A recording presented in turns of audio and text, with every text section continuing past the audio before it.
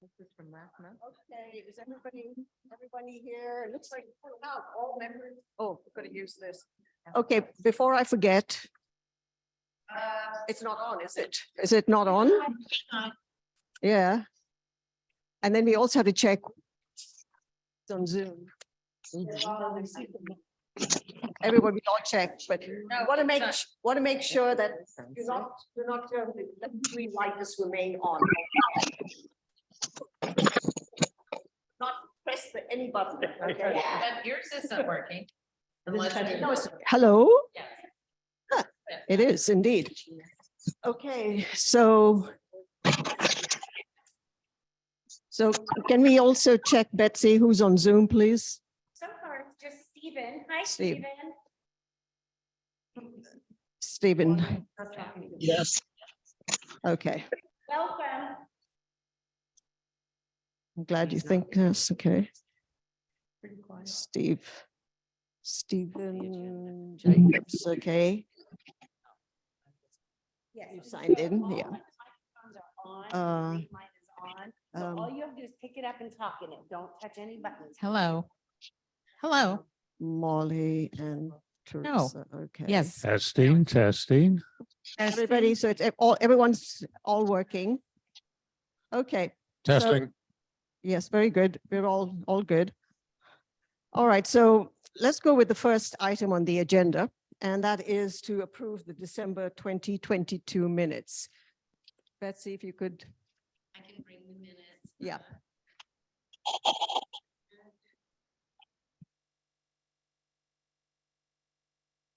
So does anybody want to move to approve these minutes? Yes. Before we vote, go ahead. and move. We can talk, does anyone want to move these minutes? If there's no motion, yeah, I would move for the minutes. You will have to use the mic. Sorry. I move to approve the minutes for the December meeting as submitted. Sylvia, your second. Okay, you wanted to Yes, make when a I discussion. read the minutes, Yes. it was, I was saddened that we You had not bring it up. been able to record Yeah. the meeting, because in the board liaison update in the minutes, there's a lot more than I remember hearing during the meeting. And it's just a comment. So I'm glad that it's being recorded so we can go back and refresh my memory. Yes, in the absolutely. future. And it makes it easier for me too with doing the minutes as well. So, I mean, all in all, we can always get some recollections on that. Yeah. And on one of those items, the homeowner requests, item number 6 under the liaison report. Looking for a time delay between the request and the zone walk covering. So if we've got for example, 4 zones, 4 mini zones, and we get a homeowner request, it could be as much as 4 zone walks later before that request is addressed directly, or is there a way that that request is going to be addressed I think quicker? we could. I mean, it depends on the individual zone stewards, but I don't really see a problem of, and maybe Betsy, you can weigh in on this, but I don't see a problem of including a homeowner request in our zone walk, even if it doesn't fall within the zone we are actually walking. Okay. And I think it really depends on how the stewards want to handle that, but that's we how could- I feel. Well, I think we could make that a standing rule within the zone walks that any requests be handled at the next zone walk. Yeah, absolutely. I mean, that's how I think we were always going to do that. So let's go ahead with that. So we will, I think priority will be homeowner requests. Yes. You need to. Sorry, I'm not used to this. Would that be a formal policy decision that we could record? Sure. I'll put it in the minutes. So it's not just informal, it's a policy decision made by the committee. Yes, if the committee, since the committee wants that, and I think it's a good idea, so we should do that. Does it require a vote or No. any kind of formal? No. Okay, any other questions, comments? No. Okay, good.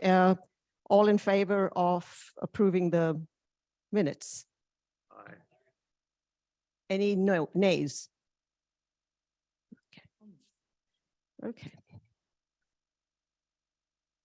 All right, so let's move on to the storm update. And I think I'm going to hand this over to Betsy to give us an idea for everybody in the room here also, and whoever's on Zoom.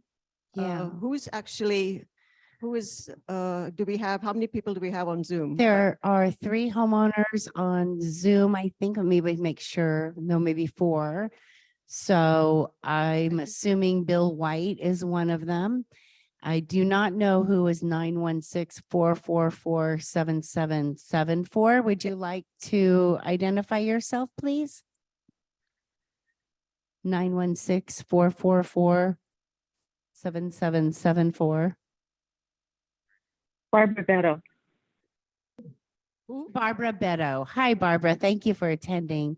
And Hi, I'm actually in a medical setting on my watch. oh, okay. And who is Holly? So thank you for the opportunity. Thank you. Holly? And Holly is, Holly, can you tell us your address or? Yeah, I'm Holly Nielsen and I'm just listening in today. And my address is 403 Dunbarton. Great, thank you. Holly Wilson? Is that Nelson. Nelson? Mhm. Okay, and then Stephen is an owner on Vanderbilt. Yes. Stephen So, James. and I'm sure he's interested in the storm Okay. cleanup as well. Yeah. So, Why don't I just, would you like to just address the committee and to give us an update as to, I mean, I did send out to everybody they do realize the 5 houses that had trees that fell on them. And I believe there are about 14 homes that need some work done or yeah, damage. about 11 11 now? homes, right, with direct storm damage. And I'm sure you've all noticed that there have been extra Carson crews cleaning up the debris so people could drive and park and walk safely. And the Grove has almost gotten all of the branches off roofs. There are a few more still there, and Paul will be here, or he is here. So I'll let him speak to that. I will tell you that the association has initiated a claim with farmers. And one of the nice things about our policy is the deductible is per occurrence. And the whole storm system that began on New Year's Eve and ended January 8th or 9th is considered one occurrence. So we only have incurred one deductible, and we've had the claims adjuster out here and also the construction company that's going to be doing the reconstruction. So we had a special meeting last night for the homeowners who with direct damage from the storm. And next month, I want to say February 16th, there will be a special meeting here for all homeowners to talk about the insurance, because now I'm sure everybody's wondering what is covered if in a storm event. So that will be a really good meeting to attend. Our representative from Russo Insurance will be here to kind of go into detail with you on that so that you can make sure you have the right coverage. So the meeting you had last night was with the homeowners of the 9 homes that Mhm. were damaged, or? Right, that had direct storm damage. Okay. Yeah. Okay. And I just want another last question. One question is, does our insurance cover landscape damage based from the trees? How does that work? So we have mitigation coverage. And so basically the coverage it covers the cost of removing the debris and the trees, but it doesn't cover the cost of re-landscaping. It doesn't have a replacement cost value for a storm event. Now, if it were fire, or I can't remember the other perils would have included landscape reconstruction. So one of the things that this group should talk about, and the board as well needs to talk about, is first inventorying damaged landscapes from the storm, and secondly, figuring out how to remediate that, and a timeline and a budget for it. So that's still to come. And as far as the fallen trees, we have insurance coverage for the removal of these trees only if they've damaged the homes, not otherwise? So some of the trees that, for example, the big one that fell on Swarthmore here and landed Yeah. on top of a vehicle, that there's no coverage for that. So that cost will be borne by the association. But if it's on a house, and obviously we have to mitigate the damage to the house, the structure, the cost to remove that away from the house is covered. Okay, any committee members, if you have, Joan? Yes, the coverage, Betsy, does that include, A little closer, yeah. does that include, That's better. okay, does that include interiors? No. No, the interiors are 100% covered under the homeowner's Right, HO6 policy. Just want to be clear about Yeah. that. Knew that about the flooding. but Yeah. Thank you. Any questions for Betsy? No, Neil. So the tree that covered Cross University that did hit nothing, that's ours, is that correct? Correct. Okay, so we have to pay for that. Yes. And can you explain how the deductible works? Who pays the deductible? So the deductible is the responsibility of the homeowner affected. In this case, we have approximately 9 to 10 affected homeowners. So I imagine that the board will probably look at a proportional share of costs on the deductible. And then you pay your own deductible for your own insurance as well. Sure. Yeah. Any other questions on this? No. Do we have any kind of costs associated with the storm cleanup yet?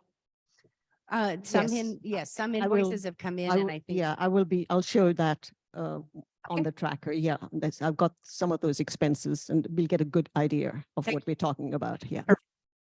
So I have one question, and that is the meeting that you were saying. Is there a date for that? Yes, it's February 16th, which I believe is a Wednesday. We can check that right now. Day, I think. And I will be sending out a flyer. It'll be in the newsletter as well. But that is being put on by Thursday, the 16th. And it's being put on by the Insurance Legal and Safety Committee, and 16th, 6 o'clock. Thank you, Teresa. Yeah.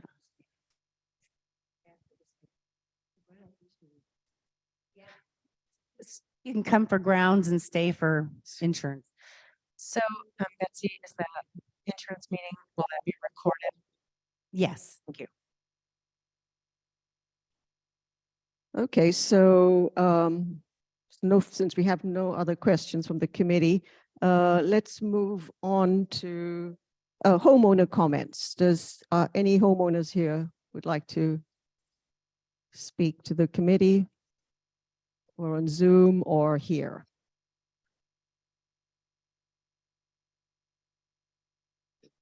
Doesn't look like it. Okay. So next step would be, why don't we get a report from Grove? Paul Dubois? I'm sure you've got a lot to tell us. Yeah, so as you know, we've been quite active over the past 18 days in the community. Crews have been out on site nearly every day, I think, except for 2 Sundays. We've put in a total of 826 man hours on site since New Year's Eve, cleaning up storm damage. It's been quite an effort to manage a lot of the trees that came down over the 2-week storm event that came through the area. So we're working through trying to get more of the bulk of the mess cleaned up, which I think we've pretty well got to. We still have some homes that we need to get some minor stuff off roofs. Most of the major trees have been addressed. We tried to get to those as priority right away. We brought in 2 cranes. We lifted several trees off of homes over the first week of the storm. So it was a pretty unprecedented event that came in, but we're going to continue with our effort. We'll have crews. We had crews here this afternoon. We'll have crews out here again tomorrow and on to next week, I imagine, continuing to clean up. As far as large tree stumps, we're still coming up with a plan on how to address some of these large root balls, how we're going to pull those out. So Oscar and I will come up with a plan on addressing that. Right now, we're just still wanting to focus on the cleanup. The first step is addressing all the immediate hazards. The next step is evaluating some of the trees that were damaged that are still standing. So we're going to have a report in on several trees. I know there are several trees that sustained major damage that will have to be removed as well or mitigated in some way. So we'll have a report on that. So is the cleanup Grove and Carson or just Grove? We've utilized both our whole company in the effort. Okay, Yeah. so the 826 man hours is both. Yeah. It's Clarify. yeah, that's just what it's taken to clean up all the tree debris right now. So we've utilized both. I'm Diane Duraway, Zone 2. I'm wondering about the tree damage that was done on the village. There's a lot of big, huge tree stumps. Is that going to be their responsibility to remove it? Because I think you guys took the tree apart because they don't have an on-site tree company like we do. So I'm just wondering how long those, Why would we do any work for the other village? That can't be correct. that's Where did you get that information from? hearsay. No, Okay. we don't do that. Yeah, as No. I can't speak to what the other portions of the community are doing. All of our efforts have been focused in Nepenthe. I know there was one tree that failed over, I believe that was Zone 2. It fell into one of the other associations. No, not that one. That was the bridge. We call that one the bridge. Okay, No, well, this was a separate. That's all right. That's okay. okay. I know there was one tree that fell on a house in another village and they had a company come and clean that one up before we could get to that one. All of the tree crews and all of our cleanup efforts have been focused in Nepenthe. Okay, so in other words, they have to take care of their stuff and get rid of all their stuff that's left there. Yeah, unless they want to call us and we can set something up. Right now, our priority is to the Nepenthe Association. Thank you. Can you use the mic, please? The mic. Can you use the mic? Carl, because this was such a massive event. Now, you gave us the man hours, but what was the extent of your crew? I mean, were they like 10, a crew of 10? Because I saw you out there working. So that's why I'm asking the question, how embracing was the manpower? We had all available hands on deck from New Year's Eve on. I mean, we had our shop personnel helping us run equipment to taking truckloads out of here. So, I mean, we utilized all aspects of our company to help and assist in the cleanup effort because there was so much debris Right, everywhere right. that it was So we just maybe- couldn't keep our tree crews. Maybe about 20, 15, or I'd you had say, no way of. yeah, I mean, average per day, we're probably running about a 13 or 14 man crew Okay. per day in combination of myself, Yeah. our renovation department, our tree division, and again, our shop personnel. So yeah, we basically anybody that, Okay. that we're paying, where it was out here on site working. Yeah, So. we saw you there. You were there helping your crew. That's why I was Yeah, asking. Gee, this yeah. is very massive. Thank you. Any So- other? So it might be a good time to say, thank you. Oh,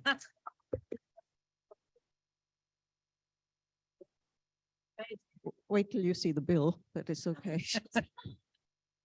I have, this is just initially for the committee members right now. My one question is, there has been a lot of extensive damage, and it seems to be a lot of, maybe the cypress trees, a lot of those have come down, or cedar trees, cedar Cedar. trees. Yeah. Is there a reason for that? Because just, Well, what is that? you know, I hadn't had a chance to really do a whole preliminary evaluation as to, you know, a deeper look into all the tree failures that we had. I had a list. I want to say the overwhelming majority of the total tree failures were cedar trees. Yeah. My first impression of the reason why those trees had full failure is, for one, they're a much harder wood, so they didn't have a lot of rigidity when it came to the wind load that was pushing on them. So your redwood trees, a lot of these other smaller trees, their wood's a little more elastic, so they're gonna allow a little more movement, where those big cedars, they just don't have that kind of flexibility. The other part is they have a much larger canopy, and because they, you know, are a much larger tree, they caught a lot more of that wind load. The other thing that I noticed, a majority of the trees that we had full failure were either trees that had some existing root decay that you could see after the tree was lifted up inside there, or they were near hardscape, like side of a house, side of the walkways, areas where there could have potentially been some root damage from pruning or utility work over the years. So I'm still going to look, I'm looking into a lot of that. I got a lot of good pictures from the tree failures that happened. So I'll be putting together some information as to why I think So that happened. so you're going to be going ahead and doing a maintenance check now for all the trees? Is that what's going to happen? Yeah. Is that something special that you're going to be doing? I have a list of trees specifically that either a part of the tree failed, or I noticed there was some damage. So I'm going to go back and look at some of those trees where we know there was some redwood codominance that came out. We're going to have to get climbers and inspect the stability, how much wood is still up there in some of these tops of the trees and how safe they are. And you normally don't do that, right? You don't normally send somebody up there. Not to just do a basic inspection unless we send a proposal for it to Betsy. So in other words, this is what you're proposing to do. So is that something the board has to approve first before we actually send and do extra work here? So that would have to, so in other words, that the board would have to approve Correct. that extra, Correct. Yeah, we'll compile a report similar to And- what we do, right? you know, through the zones on something like this. Okay, and so that would be the final maintenance as far as you're concerned, is actually physically sending somebody up there and looking at the canopy on top. Correct. Okay, perfect. Sorry, yes, Don. Do you think that you would be trying to figure out how many cedars we have in Nepenthe and looking at those? Because those roots seem to be very, very shallow. And also, what about residents who now are complaining that they have a redwood near their house and they're afraid it's going to fall on them? Would the resident, or should I tell the resident to do a work order? Well, I would say if anybody has any tree concerns to contact the office, and we'll come out and assess the tree, and we'll take a look at that. I can understand and appreciate people's concern for the trees, especially with what we had. What came through over the past 2 weeks, our trees aren't designed to be able to withstand that kind of a wind load and rain. So it was a perfect event. I think there's a big misconception when it comes to how deep tree root systems actually go. And this goes to all trees. Most tree roots across the board are within the upper 3 feet of soil. You put that in a landscape setting where there's a lot of competition, for water and nutrient, those tree roots are going to stay closer to be competitive. Because otherwise, if they were too deep, they're never going to be able to benefit from nutrient and water percolation. So a lot of tree roots remain close to the surface. And when that happens, there's a lot of chance for root damage to occur, especially in a landscape setting where we have hardscape, we have various other utilities that come through. So there's a lot of root zone impact that occurs within a lot of our mature tree root zones. Again, I think it was a perfect kind of storm in a sense. We've had inconsistent winter water for the tree root systems to adequately grow and develop along with the canopy growth and development. Tree canopy is always going to continue to grow even in lean seasons of water because trees have reserve nutrient built into the wood of the tree. So they'll pull from that reserve in lean times and continue to develop canopy, whereas the root system may stay relatively the same. So when we have a big rain event like we had, where we have this abundance of saturation in the soil, and then you couple that with, 40+ mph, really heavy sustained winds, I mean, we're gonna have a tree failure. So I just want to ask one quick question. I know a lot of residents are asking of the trees, can this tree be taken down because it's out by my house?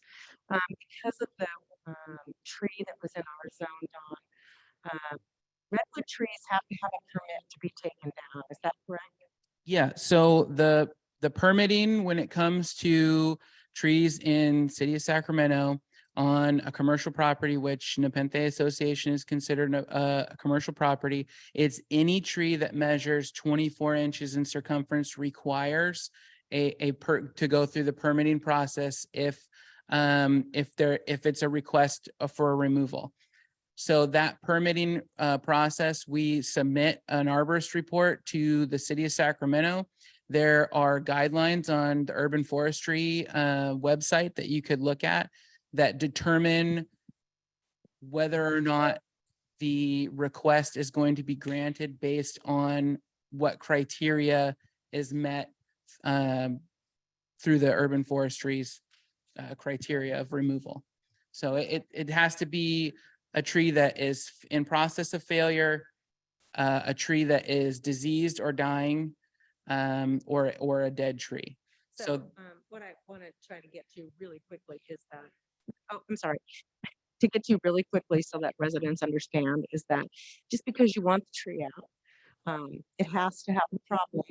The city has to agree to it and they can deny taking it out. That's all I want to make sure people know that. That's all.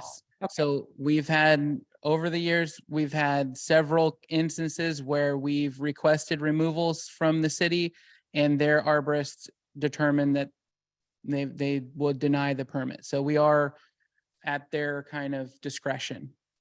Question or comment, the shallow rooting of trees and stuff is not unique to Nepenthe. No, It's whether it's Nepenthe, Sacramento, or other areas where you've got similar situations, you're going to find shallow rooting, correct? that's correct. And a majority of a tree's root system is really small fibrous roots, a big mat of fibrous roots. So they'll have woody roots that serve as some anchorage, and we've had great examples of root plates. But a majority of a tree's root system is very fine fibrous roots that absorb the nutrients and water. So this idea that the tree's root system almost mirrors what the canopy looks like is not 100% accurate. And I would say that a majority of the trees that uprooted completely had a really healthy root plate. I mean, that's a really healthy looking tree that came over. If it was some sort of root disease, the trees would look like a sharpened pencil, where there would be no root plate that came up with it. It would have just broke right at the base. That's more of a sign of there was a root or a disease or rot in the root system. This is just oversaturation and heavy wind that caused the failure. Go ahead. You'd mentioned that we have 800 plus man hours to date. Do you have any estimate of what it will take to complete the cleanup and remediation? I do not. At this point, we still have quite a bit of debris to deal with. I know that we've addressed the bulk. There still are hanging limbs that we need to address. There are still some branches on some roofs that we need to address. I definitely don't anticipate there being that large of a effort, but we still have to determine how we're going to deal with a lot of these root balls, which are massive, and that's going to take some effort to remove and excavate those. Good. Well, I just want to last comment is I think we've had such good tree maintenance over the last, 5-6 years now, where you've gone in there pruning the trees, getting the canopy reduced, etc. I think we would have had far more damage otherwise. I mean, just judging from the sheer uprooting of these trees. So I think we should all be thankful that we actually, as a committee and as a board and the management, that we've actually got this good tree maintenance. And maybe we have room now to improve on that by what your suggestion would be to just inspect some of the taller trees going further up in the canopy to see if there's any, because you can't really see within just from the ground if there are any cuts or any issues. Yeah, I definitely think going forward, continuing with weight reduction in trees canopies. I know this last year we started to focus on weight reduction on cedar trees. We'd made a really big push over the previous 2 or 3 on liquid ambers. We didn't have hardly any liquid amber failure of any kind. And that's a majority of the trees in the area. Yeah, We saved the liquid ambers. I know. I know. I was going to add, if you look at the list for deciduous trees, there's 1 or 2, Mhm. and all the others are non-deciduous. Yeah. So they have a much greater resistance to the wind, which puts more pressure on them. Yeah, I mean, again, the big cedar trees, again, I think it's wood rigidity and just how broad those canopies are.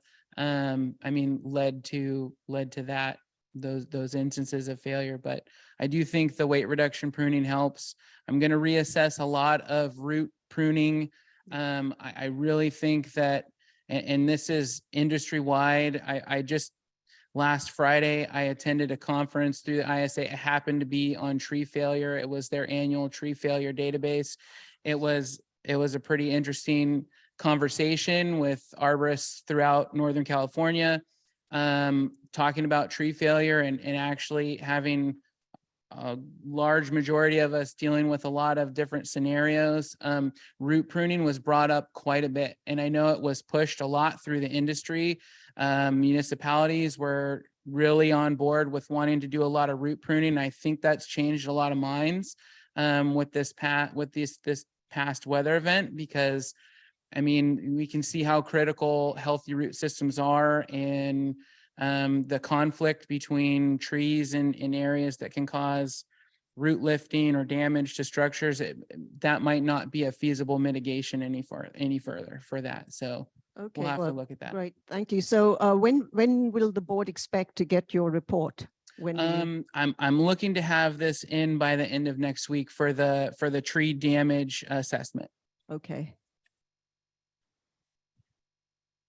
It's possible, and I'll check with the adjuster, it's possible that this would be considered further mitigation against more loss, and it might be covered under the claim. So I'll just check in with her to see. What? The checking the damaged trees. Yeah, Okay, yeah, perfect. I don't Okay, know for great. sure. Thank you. Yeah. May I ask a question? Um, Hello? Yes, sure, go ahead. Is there any quid pro quo? Who is this firstly? Can you identify yourself? Stephen Jacobs. Thank you. is there any, in terms of the assessment of damage, and I appreciate your responding to all of these challenges, is there any quid pro quo between what was observed, the trees are watered from the top down? I'm not sure I fully understand the We don't- question. Can you elaborate on that question? We don't Well, understand. originally, in the first couple of days, there was a relationship, which I didn't understand, saying that the damage was because trees were watered from the top down. I've never understood that. Oh, you mean from the rain that was drenched? Okay, well, thank you. Thanks for the question. We will check that out. Okay, thank you. Thank you, Stephen. Do you have, I mean, obviously it's been watered on the ground with the sprinklers, et cetera. And then we had the rain and there's a saturation point, I suppose, and the wind, 65 miles per hour, et cetera. Yeah, tree failure that occurred was a result of combination of the high winds and an abundance of water ground saturation. So Okay. that- Well, that's- thank you very much. So because we'll just now, thanks, Paul, for your report. So we will move on to Carson. Yeah, so Carson, report on the damage and what you have observed. Hello. So far, we've just been cleaning up every single zone. This week, we basically have our crews cleaning a lot of the small twigs and branches throughout the community. And probably next week, we're going to be able to start like the deep detailing on cleaning up the rest of those planter beds. And also we are going to be doing some winter pruning on some of the plant material. And at this point, I mean, as you guys know, we have the water off since October. 24th or so. Yes. So we're not being watering anything. So all the saturation is because of all the rain that was coming down. So just to clarify that. Other than that, we've been doing the mare injection. We're gonna do the field weed spray, and it's gonna be coming up some the fertilization on the turf again, I believe next month. So that's where we're at right now. And you've been doing this, the work on the proposals here, zone 1 and zone 5. On that renovation, yes, Yeah. we've been working on zone 1, zone 5, zone 4 on the drain, and zone 7 on the drain. Yeah, and so where are we on the drains for the 7 and 4? The drains are finished and complete. They've completed. Okay, and 5 and 1, you've just been removing the items and now waiting to prep or? And Correct. So basically, we I just ordering the plant material. So the plant material probably is going to be on Friday. So I think we're going to start probably planting on Monday coming up. So next week, pretty much zone 1 and 5 will be completed. Is that what you're feeling? First of all, we need to finish the other 2 drains on zone 5 that need to be done, and Like the zone basically 5? readjust the Oh, level. yes. So we need to do all those preparations. Even also where the magnolia trees are. So we basically removing some of the rocks that are there and want to replace them. I mean, reinstall the boulders that are there. So basically it's more about preparation right now. Okay, okay, so, all right. Any questions for Oscar? Yes. No questions, but I've been here for 47 years and I thought the cleanup was impressive. Really well done. Thank you. Thank you, guys. And yeah, zone, no,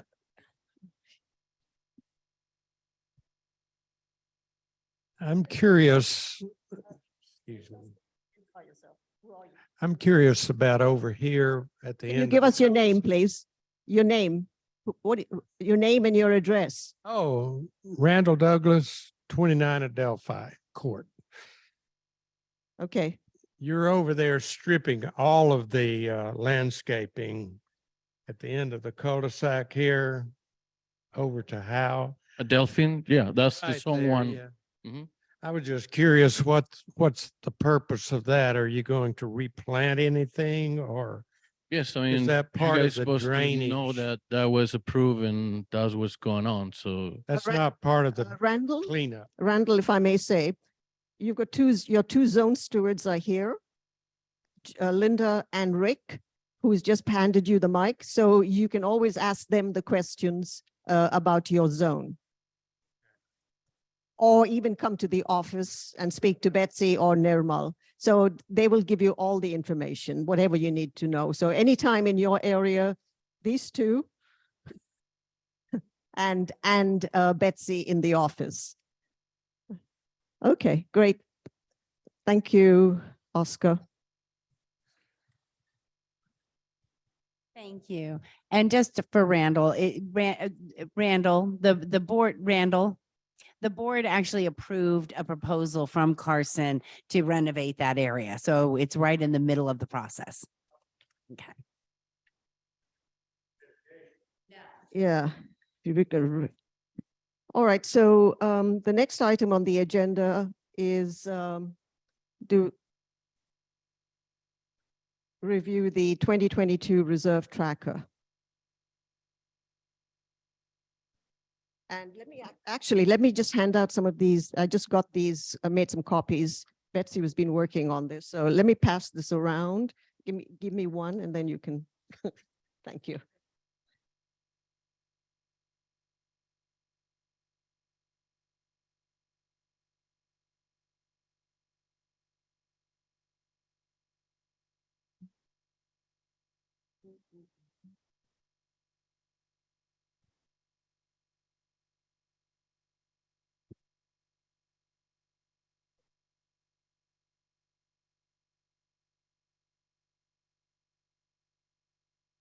What I also want to hand out to everybody is this, which is the allocation. So if this also can be passed around, that would be great.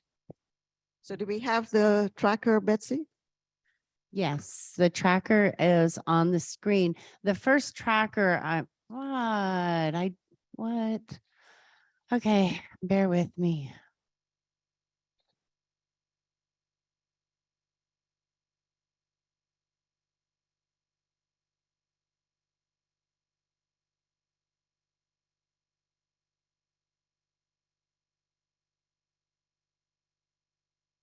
Okay, so this is the tracker that was updated on 1/13 of this year, so about a week ago. What I did is I removed all pending expenses because obviously at the end of the year, they can no longer be pending after the year is over. They will be migrated to the pending in the 2023 tracker. And I'm waiting for our GL accountant to update the balances here for me. So we have a correct 2023 balance and input the funding per the reserve study adopted by the board. And once I'm so sorry, it just doesn't want me to touch it apparently. Okay, let me try that again. Is there, I don't want that one. Okay. Yeah, so there it is. And I will try to attempt to get over here. This is a challenge, let me tell you. Well, the Zoom thing pops up every time I try to scooch over. Okay, why don't we just stay with that? There we can see the 2022 allocations. Oh, we have to know which is, and well, we know that's for irrigation on the top, right? Right, the top 9,000. line is irrigation. And at the end of the year, the amount actually expended from the bank accounts was $119,695. So we overspent on the allocation, we overspent about 90,570. That's Right, right. Okay. correct. So then moving down to landscape plantings, the allocation was 486,015. We spent 671,820, Mhm, which was over of 185,805, the allocation. mhm. Then we go into trees, and that was 294, 175, 288 was what we actually spent. So our allocation was actually, we did not exceed the allocation. Right. I trees. mean, of course, the allocations are always an expense forecast. And so what we found with trees is Yeah. that the forecast was pretty accurate. Okay, so just adding, let's add the, so if I add the columns of the expenses for, let's say, irrigation, plantings, and for trees, I come up to 960,629. That sounds correct. Yep.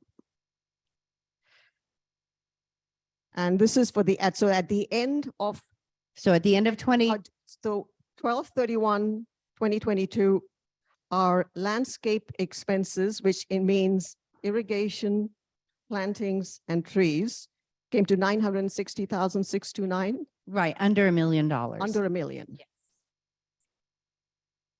Any questions on the tracker? Anybody? Yes, Go ahead. surprise. No, not at all. Need Okay, more so questions. Betsy, what we're looking at in the last three columns are actual numbers for 2022. That's correct. Now, if we go back to the left-hand side and what goes into those three columns, this is where I have had a problem with this tracking report, because at one point in time, Betsy, I think you remember that the beginning balance, the reserve funding and stuff were based on history. And they were not, and they should not all be the same. For example, 307, 307, 307, 113, 113, 113.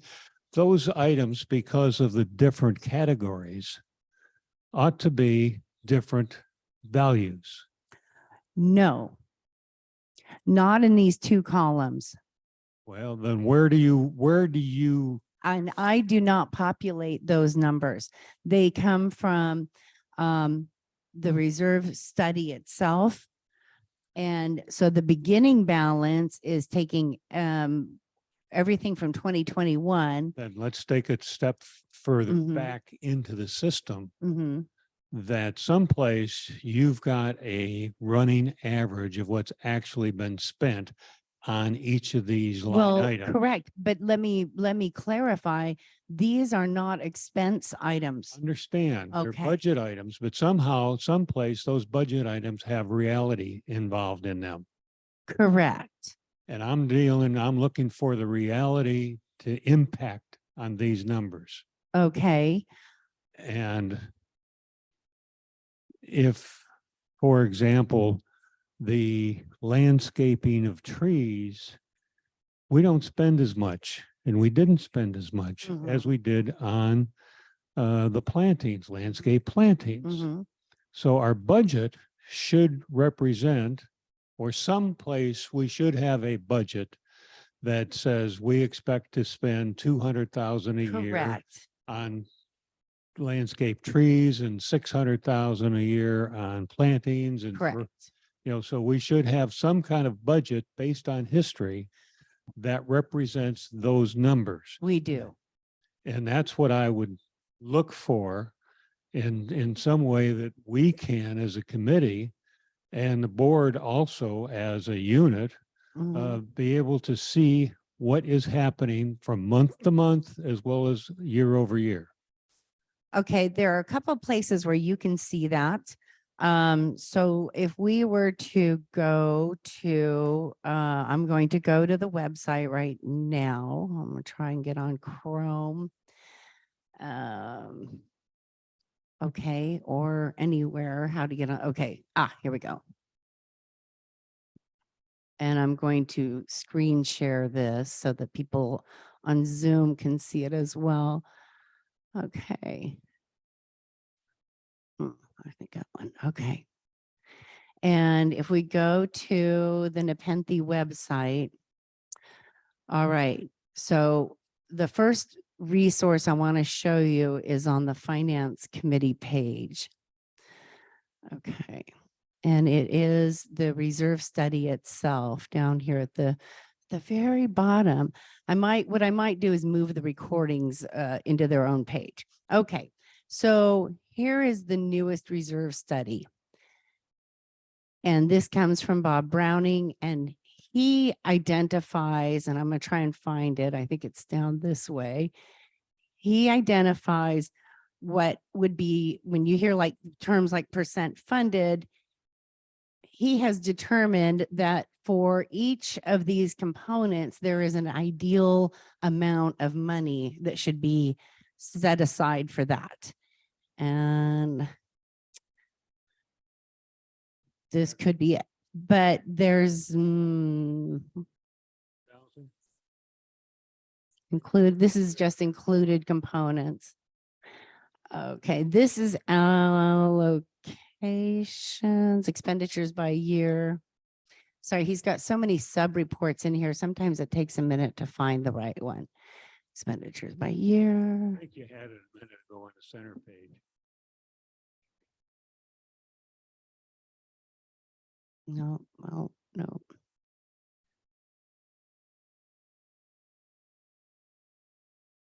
Okay. But even this isn't correct, but so like he does identify, you know, what is anticipated.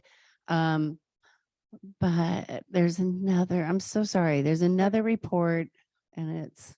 Does it have anything? What about the one on page 163, which we have just distributed, which shows? No, it's not. It's not not, that. that one. Oh, you know, maybe the best way to show it is down here. Okay. Okay. Yes, yes, yes, yes, yes. Okay, so here's the component. This is the replacement cost. This is the useful life, the remaining life. So in 2022, this would be the fully funded balance. Now, remember, it's not in its own little bank account, but that is the fully funded. That's what we should have set aside for that. So when we talk about, and I'm going to go back to, please don't close or do anything weird. I'm going to go back to the tracker. And when we look at this beginning balance, I believe the GL accountant is taking that directly from this based on, you know, what was contributed the year before. And this contribution line right here is right out of here. And so that's why you don't see that changing from month to month on, because the reserve analyst is telling First Service that every month when they transfer from the operating account, you've paid your dues, everything has gone into the operating account. And now First Service has to transfer the amount of the reserve contribution into the reserve bank accounts. This is the amount, and this is how it should be apportioned. And so the second place you can see that, and I'm looking right now at the line with 18,000, landscaping at 377, 174. okay, so 18,000. right, landscaping is going to be a little bit different, but you can see it here. So with landscaping, that 377, 174, there's 3 GLs that we use for that. So that, yeah, so that it does get broken up on the tracker. And what we're looking at there is for 2023. Yes. And Yeah. right now we're looking at the 2022. And right now we've got the spreadsheet for 2022, but Right. 2022 is 307 3 times. Mhm. So that's 9. But again, now see, may I, if I may, I'm sorry to interrupt you, but what I want you to know about that, again, I think you're confusing this balance with the allocation, which is an entirely separate item. Okay, let me ask, from that Browning report, I guess, what numbers and what shows up on a monthly planning basis? If we're in January now and we have a budget for 2023, we have numbers for each and every month that breaks down that. Not when you're talking about reserves. So most reserve components are something, okay. Okay, but do we have a planned expenditure budget for that reserve? Yes, we do. And Christina will be sharing that in later on the agenda.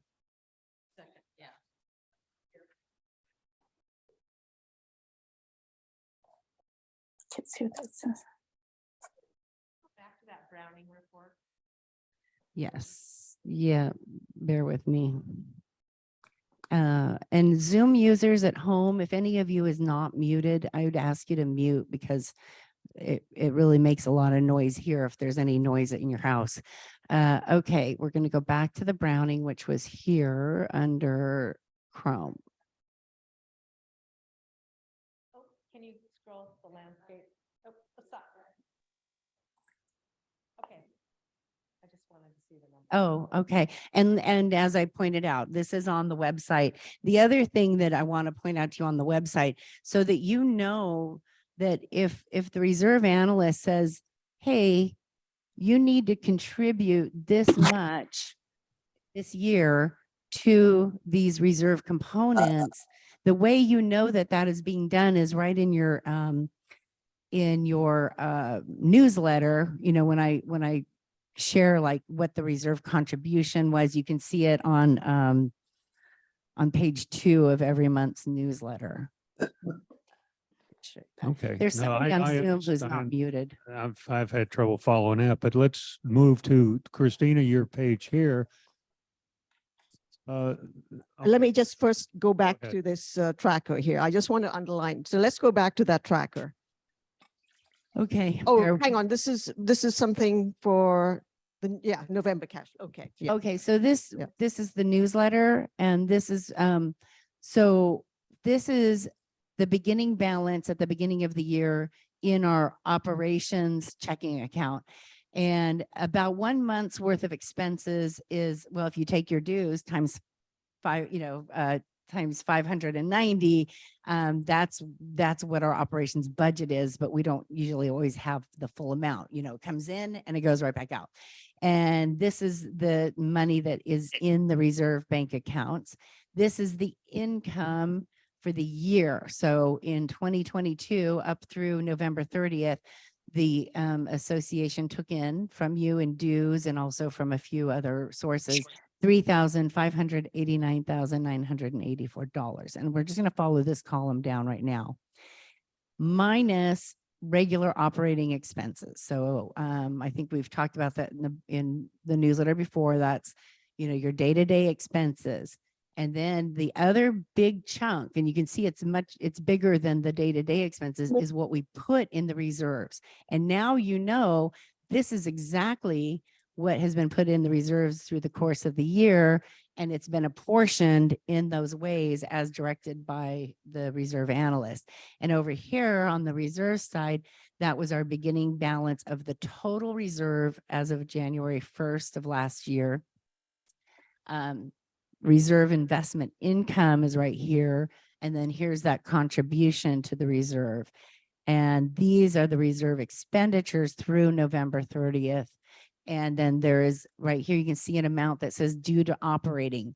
So when expenditures are made out that are reserve expenses, a transfer is initiated. And so what's happening right now is these funds were mid-transfer. So they're logged under reserves as being due to operating because all checks written come out of operating. So it's transferred from reserves, put into operation. That way, when you look at the bank statement for your operating checking account, you can see every single check to every single vendor, whether it was your normal day-to-day expense or your reserves. It's one place that any board member can look at that statement in their financial statement that is provided to them every month. So Okay, so just to follow on, it would be incorrect, I suppose, for someone for me to say, let's say that, which I just did when I said the 2022 landscape allocation in reserves have been exceeded, because reserve expenditures are not part of the operating budget. that's right. So because we, there's pretty much sort of one pot of money, which is at the bottom, if that tracker, let's see if we can take a look at that. There's one pot of money with which to pay for the reserve expenses, correct? That's Correct. where can we move over? So we've got. So the where- reserve, the allocations. Yes, and then I yes. want to say total, what the reserve expenses are. Yes. So if we got one pot of money, the one pot of money is what? Is 2 million? 2.8 million. And so we have the Nepenthe takes the annual reserve contribution and spreads it out among the reserve components. Yes. So it's not a question of where we are saying it has been exceeded, because it is not a budget. It's not part of the operating budget. Correct. So I remember that when in years that when there were certain components where we did not spend any money, we had some extra. Oh, yeah. And that's the case here. I mean, there are many that. we didn't 90s. spend. Can we just mute this person, whoever's on? I need to see who it is. If anybody, please if you're on Zoom, if you can please mute Mute, yourself. yeah. There we go. Thank you. Okay, so, with that in mind, I should not be saying that we exceeded this, because it's not a Right. budget. Okay, Right. so if we go back to the tracker again, please, we have three amounts in there. The total allocation was 2,813,335, out of which 29,125 was set aside for irrigation, 486,015 for landscape, and 294,175 for trees. Betsy, could you shrink that a little bit so we can see the whole thing maybe? Yeah. Try to, yes. So, which comes up to, okay, there we go. Same, which we have, we've got so we have 960, okay, so 960,629 is what we spent in 2022 on these three areas, i.e. irrigation, plantings, and trees. Okay. Any questions further on that? No. Okay, so let's move on to then the sheet of paper I put in front of you, which is for expenditures by year.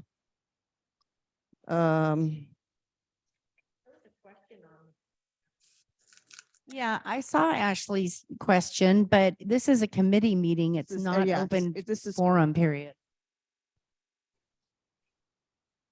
Yeah, but that was, yeah. So we have two homeowner segments, so we will definitely be hearing on that.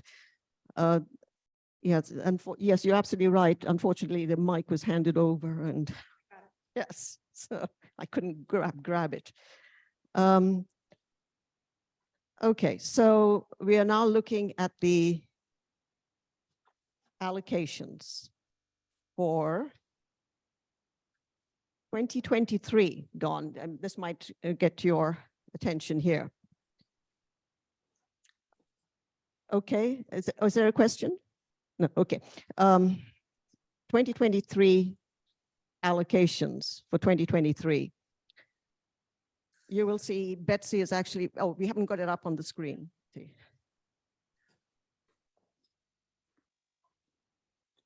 It's a sort of good news, bad news thing, I think, in these allocations. So I'm just wanting to understand this. Okay, and I need to share this with. Yeah. So let's see. Yeah. Okay. All right. So let's, if you take a look at that, it's, we've got Betsy has broken this into the GL codes, and it shows the GL codes. The first two items says irrigation, I'm just going to go through this and then we can talk about it. The next two items are trees.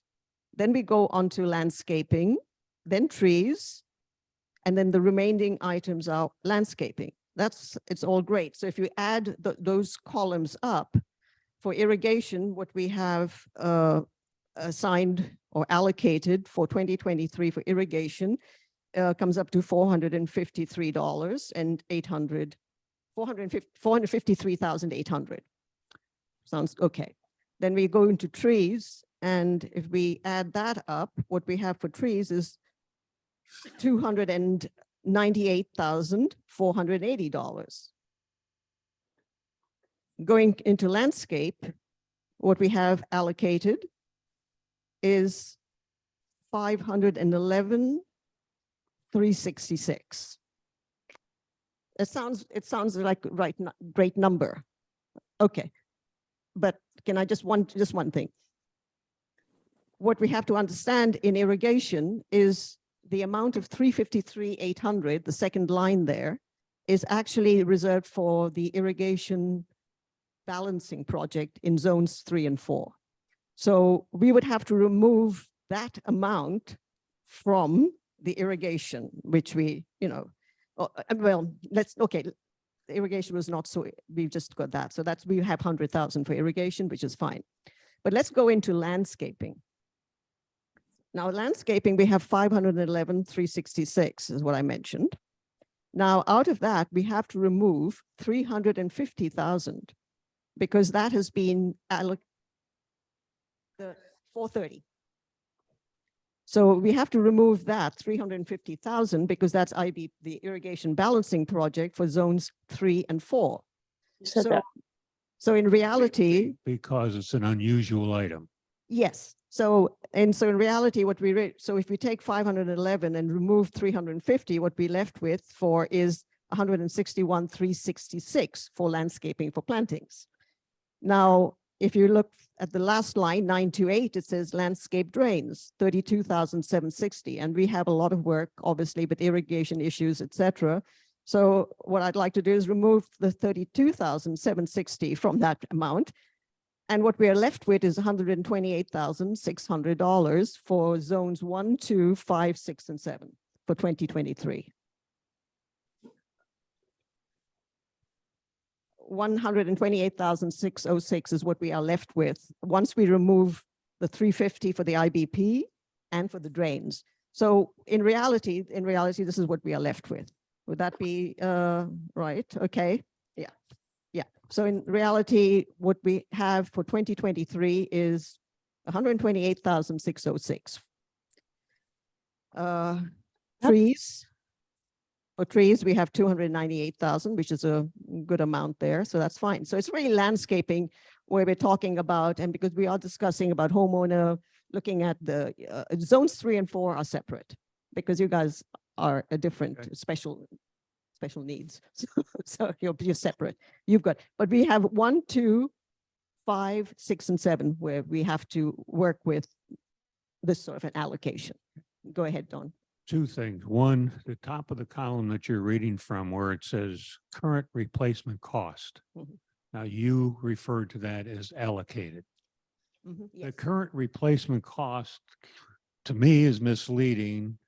And now I understand it as an allocation from the reserve for these items. Yes. Okay. Yes. That, to Correct. me, that is the budget for the year. Yes, that's it. But going forth into the next column, that's prepared for the 2023 fiscal year. So I'm looking at that far right-hand column as the real numbers that would be our budget for 2023. Yes, correct. Okay, Yes. so we're Yes, really looking at the right-hand column. Yeah, but I'm trying to see, hey, yeah, we can add a little bit there extra, but just Okay, okay. so absolutely right. And in my request of the tracking report then is that those numbers represent 12 months and they're not spread out equally over 12 months. As a company, do we just straight line those and look at them as from the board of directors, or do we have some fluctuation from month to month in there? Either way, as long as we have a number that says, here's 1/12, or here's a budget from 12 to 12th, and we have a tracking report, we planned on spending this much, we spent this much. Yeah, I mean, of course, you can certainly plan to do that. And I encourage you as a group to plan to do that. However, you may want to just shoot that whole $128,000 on one item, whatever it is. But I mean, how you use it is up to you and really ultimately up to the board. So I'm not talking about how you use it. I'm just talking about tracking it. No, yeah, tracking it. Yeah, but once we get into our the next item on the agenda, we will talk about that. But is there any questions on this? Yes, go ahead. So I'm looking at the column for useful life of these investments. If I'm corrected. Yeah. So irrigation is just a beast in itself. So if you are allocating, this high numbers is because we are expecting to spend about that much. Is that correct? Yes. Okay. So, so this useful life of 20, on line 200 and then on line for 30 years, those are years or months? Those are years. Okay. Yes. So is there a guarantee that, or can they come back in 2-3 years and say, oh, it just didn't work because I have heard that song before? Well, I can tell you sometimes it's technology changes, things like that. So, okay, well, that's a lot of money to spend expecting to have such a long life and then come back in 3-5 years and say, oh, well, too bad technology has moved on or is the system isn't working anymore. Or And you know what? That company will most probably be out of business very soon after. So I think they have to understand that this is something that we have to we can't really look at the worst case scenario that they're going to cheat us or have a problem. I mean, you have to have some faith in there. So this is something the board has approved. And by the way, IBP, we are meeting on the 25th, correct? 25th, this is, with Carson And Nick Schubert. and will Nick be there. Schubert to go through that. And you will get, and by the way, also on the website, we have the maps for the zone. Yeah. Would you like me to show you where might be Yes, that- helpful? Okay. That would be good for once, we're just going to show the maps here. So that way, Dawn and Nina, you can, and also Jolene and where's here, Lisa, yeah, you can take a look at these maps. Okay. So when you're on the website, if you will go, okay, thank you. Thank you. You're so helpful. Okay, if you go to governance and you go to the grounds committee, all right, you will see, I think it's towards is it at the bottom? No, here Yeah, they the are. map. And right under irrigation. So this is zones 1-3, and this is zones 4-7. And so I'll just go ahead and open it up. And what's really nice is you can zoom in on it really close. And with each of these maps is a description of the valve. So here I'm going to make it larger so we can see it. So you can see in that green area, there's a number there. I can't tell you what that number is. Oh, okay. Here's one. It's number 8. The very next page in the document, you can see, by backflow, each of so valve number 8 is currently for turf and shrub, and it's using a PRN type of irrigation, which stands for a pop-up rotary nozzle. So you have this little key at the bottom. And so this is the task at hand, is to decide, where you have these valves like 13 right here. The way it's planted is shrubs, and we would rather, water the shrubs using the Netafim because it's more effective and it soaks into the ground. But unfortunately, we have it on a valve that also waters turf. So that's a lot of water for turf, which is thirsty, and it's being used for these shrubs. So that's where we're either, looking to separate the valve or perhaps convert the turf also to shrubs and then putting it all on a drip, which would save so much water. So that's the task. When I first saw these, Oscar showed them to us some time ago, or the other fellow that came here from Carson. I said, boy, Nick Hubert, yeah. I was impressed. Yes, very much so. So, yeah.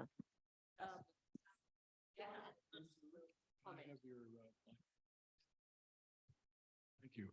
Question I have, if this is our proposal for expenditures for 2023, and you look at item 530, plant replacement, and in round numbers, they have, it's 27,000. That seems really light to me. That's like $45 a house. How does that? But then you would have to add to that, which is what I was mentioning. You add to that, for instance, what we have 31,200 for bark replacement, miscellaneous like fall overseeding, 17,000, contingency, emergency, another 12,542. So if you add those items up, we come up to 128,606. So yes, and that's the reality, is we have to figure it out. But so we're going to have to be real cognizant when we're doing our zone walks of how we're. Yeah. how And we're then gonna be also, spending money. yeah, and also, well, that, and also the fact that, remember, this is again an allocation, and we have to look at the whole pot of money that's that's been reserved for the components. So we can't really just say, but no, we're not going to do anything because we've only got to this allocation. I think that's where we have to be very cognizant and just see what needs to be done. Just repeat, I think pretty much everybody here has heard me say is a time of when I was chair and stuff. Yes. There's a lot to do. We can't do it all. No. We just can't afford it. It's going to take time. Yes, everything can't be done in a year. It might take 2 years, 3 years. We might have spread it out, but at least we get a feel for it. Absolutely. Yeah. Is there a way for us to track the water usage before and after for the valves? How do we know if the valves are actually functioning in terms of water saving? I think that's a good point. And I think this is something that we should check with Nick Schubert next week and get those questions from him and then we have to sit down and discuss that, because we also have to take into consideration it's not just water, what we are saving, but also the fact is how much are we saving on landscape expenditures, because we have a lot of overwatering, for instance, of trees or shrubs, because we have turf there. So I think we have to take all of that into account. So Yeah. Sure. One thing I can tell you, and you can look for yourself on the website, if you go to the newsletters in 2015, that was when we were first converting to drip ever. So we were putting in the Nepenthe, and the landscaper at the time did install a flow meter to see how much we were spending initially, and that, or not spending, because it was all free at that time. So how much water we were using initially with the landscape the way it was, and the pop-ups and everything, and then how much water we were using after we went to drip for like a month-long period or a week-long. So you can look that up. 2015, probably January 5th, or it might even be summer of 2014. Could be summer, but that right in that year. Shows us, for example, how many of the valves are on this particular meter. I mean, is there a map that shows that? I thought we did have that on the irrigation mapping system, and I think we can look at that. I have a map of where the water meters are. Yeah. And I do, actually, I think you can see that on the website too. If you go to the page about water meters and you actually read the Wood Rogers reports, I believe it will tell you one of the things that they did is they helped to optimize the water meters by identifying all of the feeders. So if you look to the back of those Wood Rogers reports, you'll probably find that And I information. believe we also have some information on that irrigation mapping that Carson did as well. So, and this is Nick Sheba. This is really up in his area, so territory, and it'll be interesting to know when we meet with him on the 25th. Okay, so if there's no further questions, we can just move on. I just want to say that so the tracker that we've reviewed the 2022 tracker and the expenses that we incurred from on particular landscaping areas for 2022. And we've also just reviewed the projected allocation for 2023. So I'd like to now move on to the new grounds tracking. So let's look at that. And let's start with trees, the trees. I've created 3 trackers, one for trees, irrigation, and landscape. So let's take a look at the the trees, so that because that'll give us an idea of what. So you created this, Christina, to help track work orders? Yes. Okay. Yes. And So that's let's, what's. yeah. So what I've tried to do is get a zone. Is this this is for trees? Yeah. Yeah. That's it. Oh my gosh, it did it again. Mm. Oh my gosh. Okay. This will give us an idea of what we costs incurred, et cetera, and track accordingly. So I'm trying to connect the work order with the invoice number, and it's so let's see. So okay, so we got let's take the first item. I'm going date order. So zone 7, the work order number, the issue date, the completion date, the description, the invoice number, and the date for the invoice number. Payment date, as you will note, has not happened because the REAs have not been signed as yet. The invoice amount, 14,755. Then I go to the next column, and again, it's we go back to the same information, which is again work order, issue date, completion date, the description, invoice number, and then the amount. And that's how we move through on that. Now, for instance, I don't have a completion date of the item, the tree that was removed at 1066 Vanderbilt. So that's something that I will have to look into and get that information. So as we go down, so you will see that these are work orders in 2022. So far, let's move down. So up to 20. I'm going to try that. In order to do it, I have to enable editing. It seems to keep shutting down when I'm saying that, but let's try it. I don't know what it's some kind of compatibility issue with Zoom, with it being, available in Zoom, I think is the problem. But I will bring it up for the people in this room, okay? Because the people in the room are the committee members. There are no committee members here via Zoom. So the people on the Zoom cannot see this screen. Right. Oh, okay. Oh, come back. My goodness. That's rather unfortunate, but It is okay. unfortunate. Okay, so you will see that I've got the invoices that for work that was done in 2022, but payment will happen in 2023.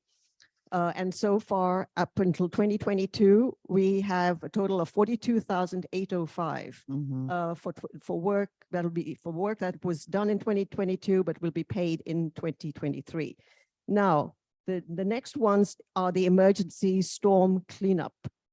Again, this is for all. It started, issue date was the 12/31 through to 6th of January. If you can scroll down, Betsy, please. Maybe I can Make smaller. Yeah, there we okay. go.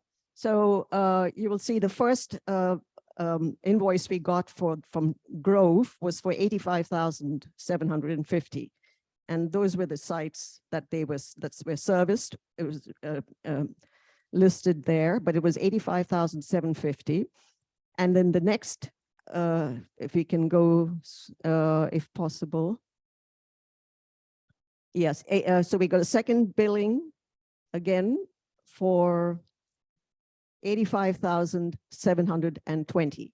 So far in 2023, you will see that our bill for trees is now at 214,275. Some of that money we will get back, I assume, from insurance Yes. for this, but this is how we have started in January. This was the amount in January that we will be paying, 214,275. So obviously we've gone, we've gone over the allocation. None of these bills have been paid. They will be paid, I believe, in a couple of weeks' time.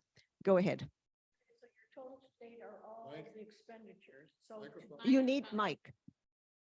so your total to date represents what is the expenditure to this, to whatever date you have.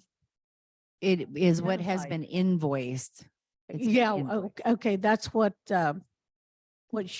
your invoiced once you pay it out will be. Correct? Okay. Okay, so this is for trees. Now let's move on to the next. If you've got landscaping, is it possible to, or irrigation, one of the two, whichever you can bring up, Betsy, that would be fine. Irrigation is, this is a nice one. There's only one item. And and that was again in 2022, completion date was end of November, invoice number and the date was 30th of December, and that was for $2,250. That's the only amount that is coming for irrigation. So now let's go into landscaping. Yes, absolutely.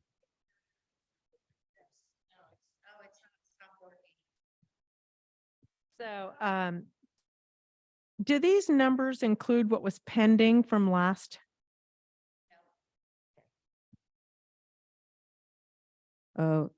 So Yeah, when you see it, yes, I'm sorry, I think so. Work order, okay, that's grow, copy of work order irrigation, copy of work order grow. Come on, guys. I'm gonna close. Okay, we're gonna. There just seemed to be a gap between the last time and this time, and on the other spreadsheet about the pending was taken out and we can't see what that is. well, So that's, I I'm did just check with questioning. Betsy on that one because there was something like 40,000 or 58,000 on pending altogether. And it was shown that it had been put into the 2022 payment tracker. So that, no, I was curious too. So I did ask that. And I saw that it was paid in end of this December, 29th of December. It Yeah, went so through. these are the pending. Okay, so let's go with landscaping now. So again, I'm starting with the zones, and you will see there's no ranking because we had not created a ranking system at that time. So we've got a work order, an issue date. In this case, it was June. Completion date was 8th of July. Are you going, Betsy? Oh, okay, because whoosh. Okay. The description, the address, invoice number, invoice amount, and then we just 2,800, and then we just move down. Again, it's okay. So we show for issue date August, and then December, and then it's all the tree remediations with the invoice number. And again, as you will see, no payments have happened. 701 Dunbarton, so the zones, so we go move on, and you'll see a lot of that is tree remediation that has happened, 500 tree remediation, etc. Then we come in now to the more recent, which was issue date of 3rd of November, and we've got a ranking there for B, and we've got this is the one for Elmhurst, and then for University. And now that's all work that was done up until 2022. So what we spent in 2022 on landscaping, payment in 2023 is 47,300. So now the next line is all expenses that will happen in 2023. This is all new, where the work order and the issue date was 5th of January. There's the the dates. the description, and this is work that is currently happening.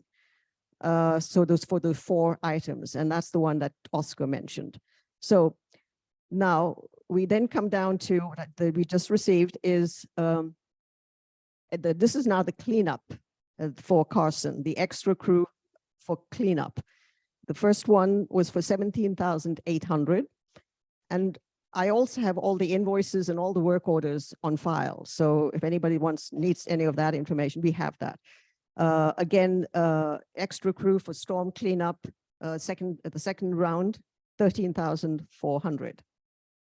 And unfortunately, what is happening now is that this is all coming out of our landscape budget. So all the extra crews is not even for plantings, et cetera. So we're taking all this money out and we're putting it now for the cleanup. Exactly. So cleanup.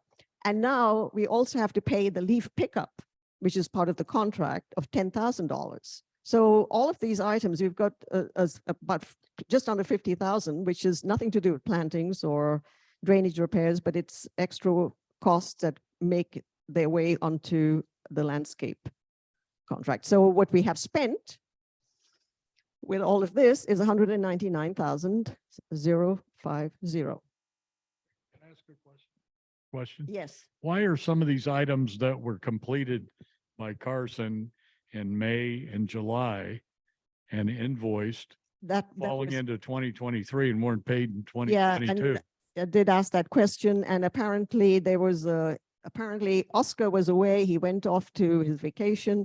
These 2 items were not put in, and they only came through in the December invoice, where suddenly these 2 showed up. Yeah, And that these was- yeah. 2, right, these And 2. we did question him, and it No. was the fact that it was a error on the part of Carson, because for some reason he was away. It didn't make it to the accounting department, and it so didn't get paid.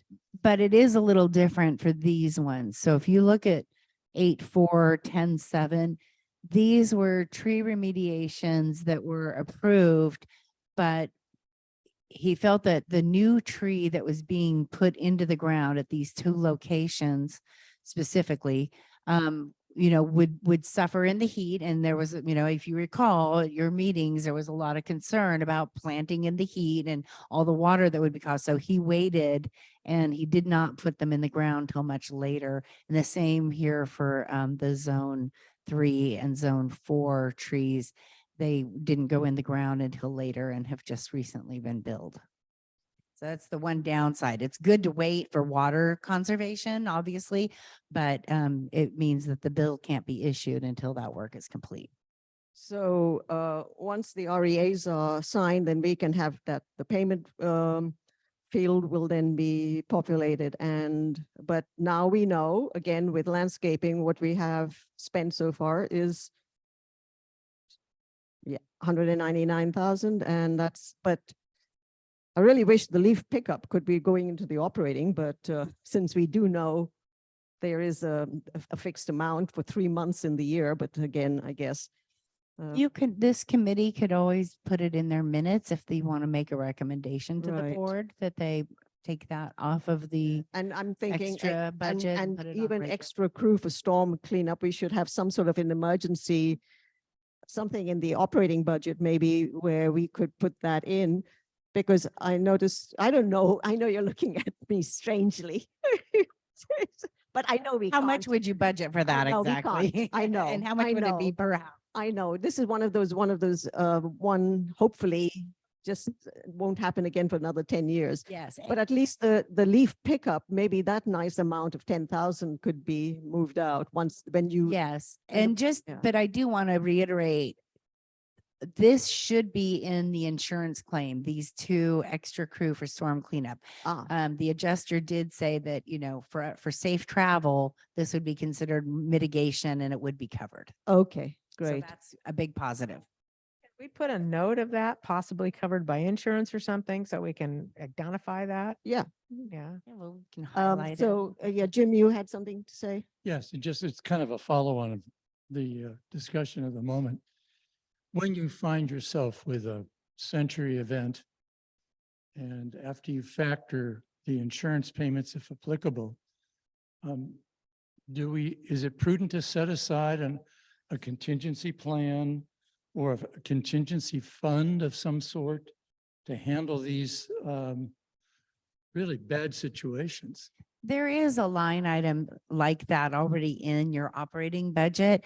And it initially began, kind of a rainy day fund for things like this, and literally a rainy day fund, but also one like a hedge against non-paying homeowners, because, whether if 20 homeowners aren't paying their dues, but you still have to pay the electric bill, that was sort of a place where you might have a little extra funding in the budget because you budgeted in. But it's hard because when it comes to budget season, right, and you're looking through the lines and you're going, well, we could lower that line with no harm at all. So over the 10 years I've been here, I've watched that shrink. You have added something here which says will be reimbursed. Are you so? Yes, and yeah, I mean,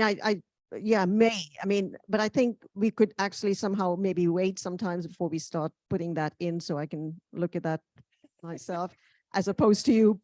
Yeah, I know. Yeah, so I get kind of nervous when you start doing this.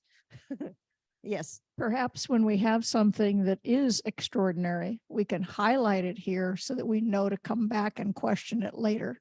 If it's storm damage or even some things that we catch later that are going to be storm damage, highlighting it like this is an indication to go back and check with the insurance as we go. Oh, I was thinking that you were going to say that the board would take it out of our landscape expenses. So Well, that's not. I'm wondering too, with Sacramento being a state of emergency, if there is any federal funds that might be available to us as an entity.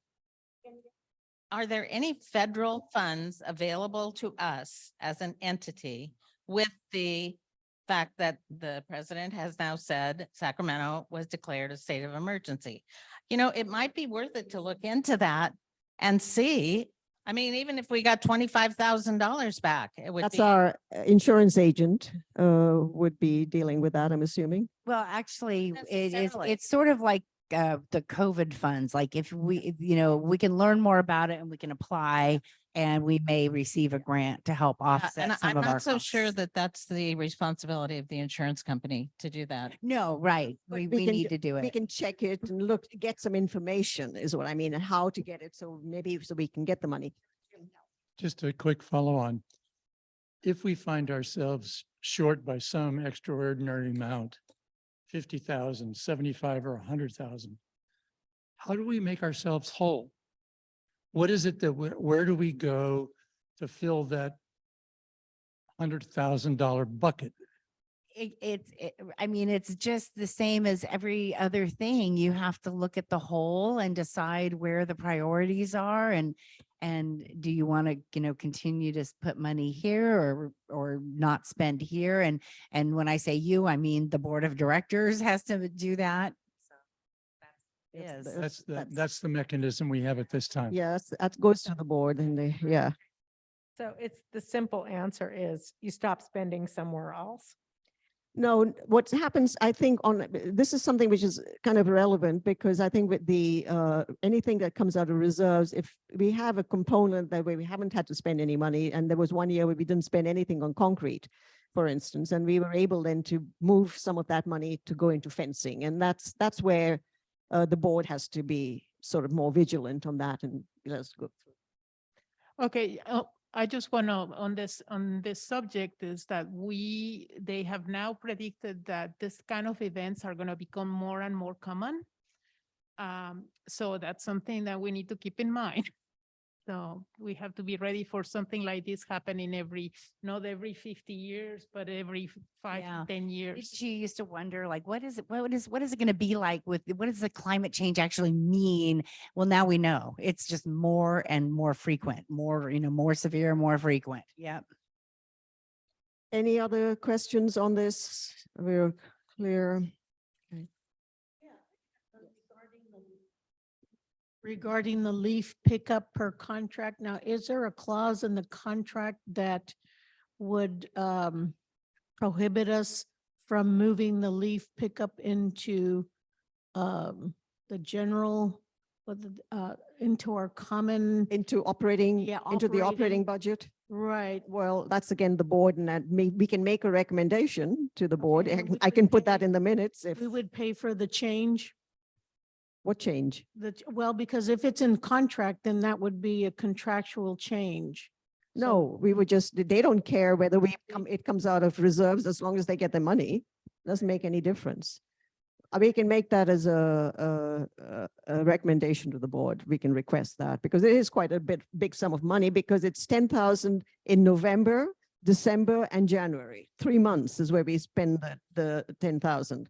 So we're paying 30,000 comes out of our budget here, our allowance, should we say. 29,000. In the new year, it's 5,000 in October, 12,000 in November, and 12,000 in December. Well, why do we have That 10,000? because that's for last year, that's for 2022, and I'm looking at 2023 in my hand here. Issue date, leaf pickup as per contract, issue date was 1/13/23. Correct, but the work was done in December. December, okay. So January is 12,000. So 2023, it's 5,000 in October, 12,000 in November, 12,000 in December. Okay, so we don't, so in other words, October, November and December, and that's it. 29, yeah, And so we have 29,000. nothing more coming in now for leaf pickup in January. Correct. I mean, Correct. these bills won't come until a Done. year from now. Yeah, that's, but I'm just talking about January 2023. Okay. Are we all good? No more questions? I'll move on. Okay. All right. So we are on to the next item on the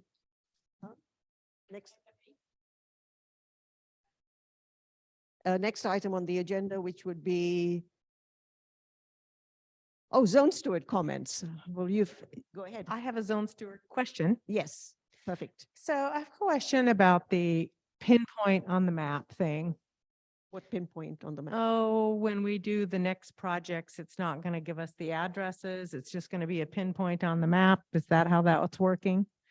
In terms of how, I think that's not So- for us, yeah.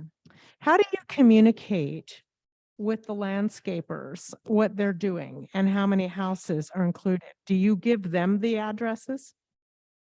When the zone walk occurs, this is a combination of what you guys do and what the board does, but the zone walk basically covers a certain area. When we get the proposal, it will have an indicator of the zone or the area, but attached to it, there's a map where it is marked where they're working. And that map you may not see clearly when you see it on black and white, but there is a colored map that indicates the actual span of work that's being done. So we get a copy of what the actual addresses via the map are going to be. Correct. And the zone walk, so we do a zone walk and now then Betsy does the zone notes to us, Right. zone walk notes. Yes. Right, and so that's so, okay. You did mention that at the last meeting, I think, Cheryl, right? About that this correct. is common area and That's therefore right. we It's a don't. common area. It's not, the reason for using the pinpoint is to indicate this is really common area. It's not specific to a residence got this or Where is this was where's the something. word pinpoint? Where's that referenced? I haven't seen anything saying pinpoint. I think that's just a term. I'm not sure that there is anything specific to that. It's a Well, But is term. there talked about something written last time. down in saying pinpoint? Is there any reference to pinpoint somewhere? Because I haven't seen It was it. discussed last In the time. minutes, it's in It- the minutes. We don't say Right. pinpoint in there. Okay. We don't say pinpoint in the minutes. It was verbally talked about last time and it was talked about in the board meeting. That's this common area, yeah. Yes. This past item number 3, Carson proposals in last month's Right. minutes. I think you mentioned GPS it's a GPS coordinate. Like a GPS pinpoint. It's a GPS. If it looks at something on your, Yeah. if you're looking at a map, Google Right. or something, it gives you a little pinpoint. This is where it is it. rather than spelling out an address on the map. So it's just an indication. And it's, since we aren't using GPS coordinates for everything we're doing, it's just an address will be there to indicate this is what we're talking about, and the map then gives the specifics. And all work which happens is first starts with the zone walk, then Betsy sends out the zone walk notes to the relevant zone stewards. They respond and with either comments or agreement, etc. And once she gets the approval, then that moves into a work order. Exactly. When we're discussing these for approval in this committee, if the zone steward is specific and discussing also what they saw, where it went, how far it went, that gives you the information as well. You won't necessarily have a map at that point. You will, because it'll be the proposal, but that will give you the scope of what's happening as you're looking at that proposal and making your decision whether to vote yay or nay for forwarding that proposal Right. to the board. Okay, great. Thank you. Just commenting that I think it's gray area. I do have, just under zone steward comments, I forgot about one thing on the minutes. Under item number 4, role of zone stewards. The last sentence there says, it is inappropriate for grounds members to approach or solicit homeowner comments or opinions. How does that fit in? Homeowners are welcome to discuss work. This is a preceding sentence. Homeowners are welcome to discuss work with the stewards during zone walks and with office through homeowner landscape requests. Then it goes on, it is inappropriate for grounds members to approach or solicit homeowner comments or opinions. Yes. The difference basically is when you're out on a zone walk and people come out and want to talk to you about what's happening, listen, incorporate that in your thoughts, but it's not appropriate to go knock on someone's door and say, hey, what do you think about doing this out here? It's not appropriate to ask the homeowner who comes out, what do you want planted here? Would you rather have an azalea than a camellia? Because that's not going to be a choice they really get to make. So as a zone steward, take in the information, but come back to your committee and make your recommendations as it becomes a proposal going I'll say on. that opens up the gray area of conversation with homeowners. I think it's rather clear in the sense that what we're saying, and because we are also wanting to let homeowners know when we are going to be in their area.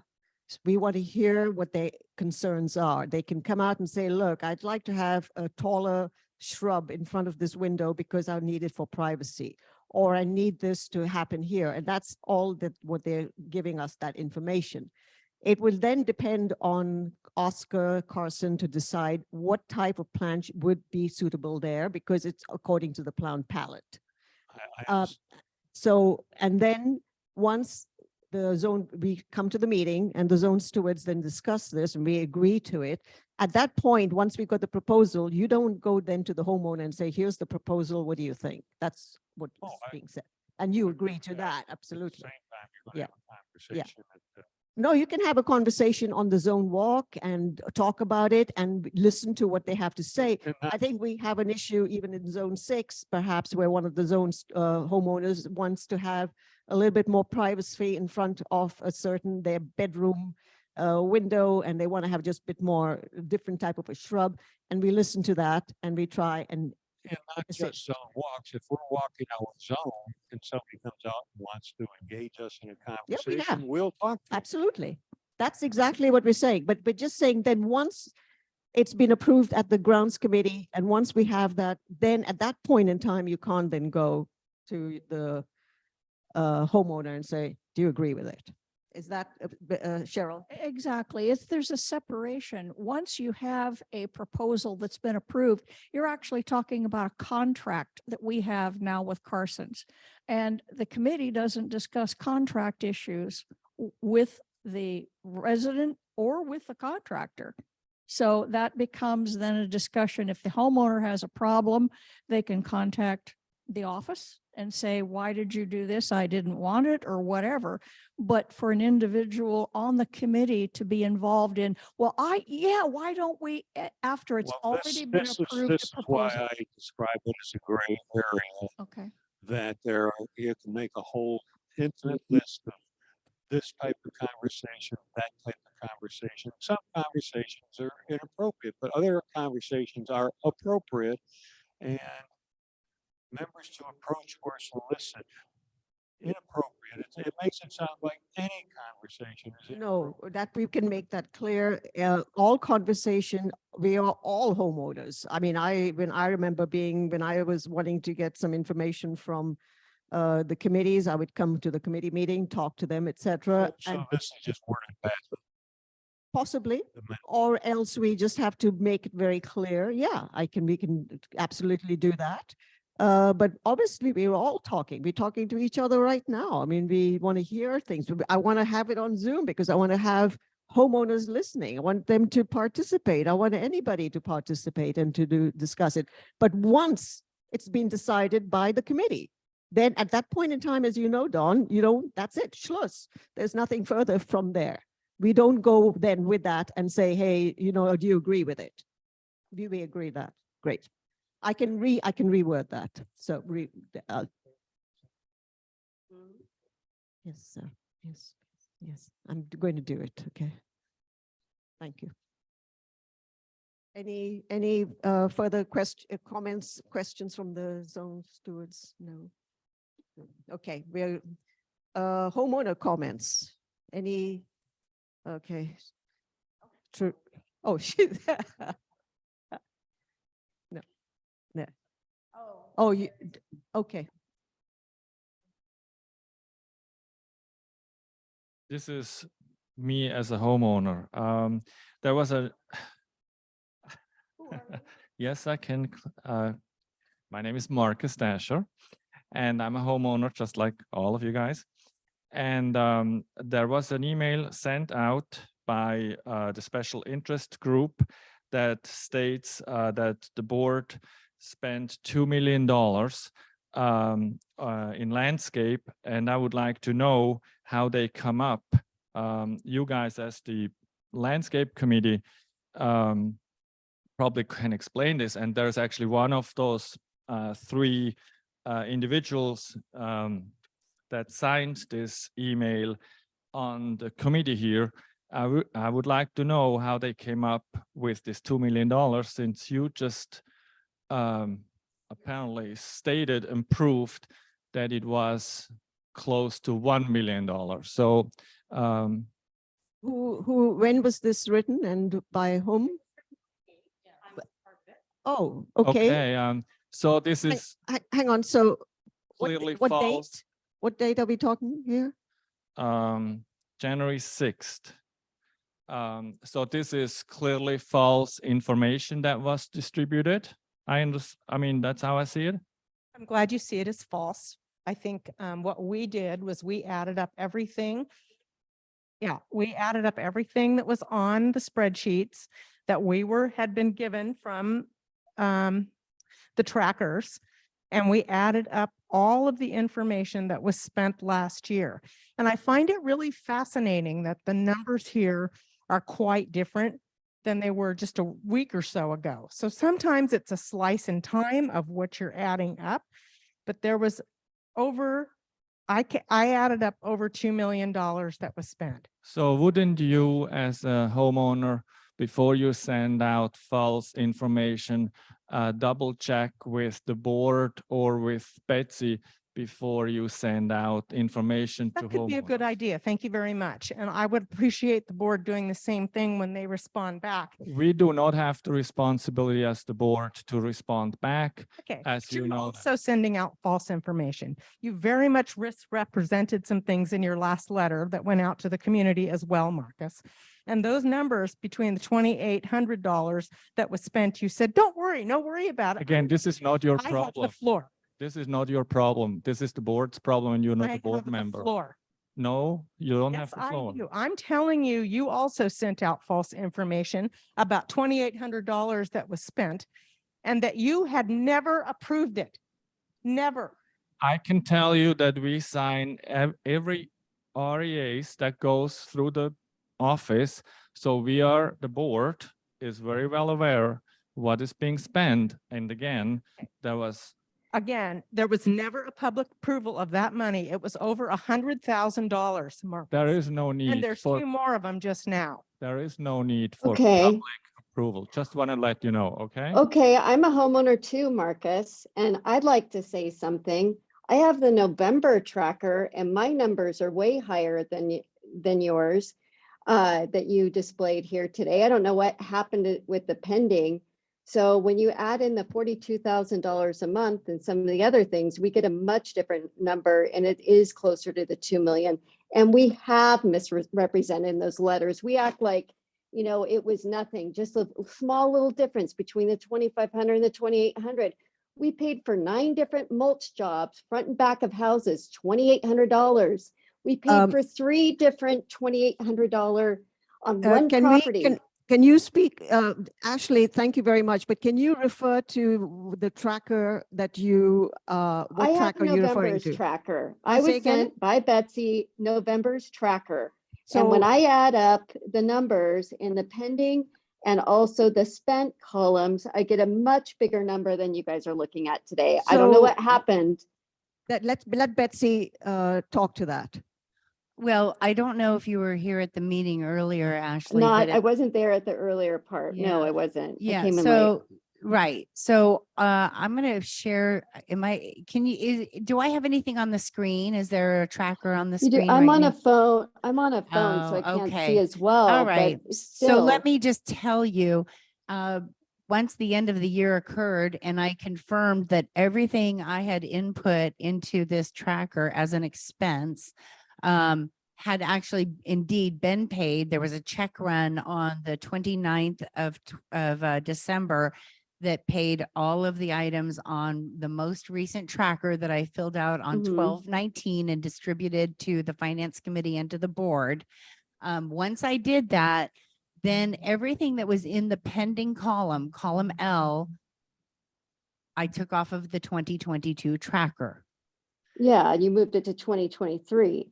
It will be on the 2023 tracker, anything that has not been paid. Okay. So Well, I mean, how can, you cannot tell people that money was spent in 2022 that wasn't spent in well, 2022. maybe I can't, but it was pending and it was there. So, I mean, but we're going to have the same problem again, where we're going to have things from 2022. 2023, there's always that overlap, but at the And that's time, a- the point in time of November, the November tracker I have with the pending and the spent, we are, much higher than, so at that point in time, when they sent something out and they add in the 42,000 a month, it's not that off.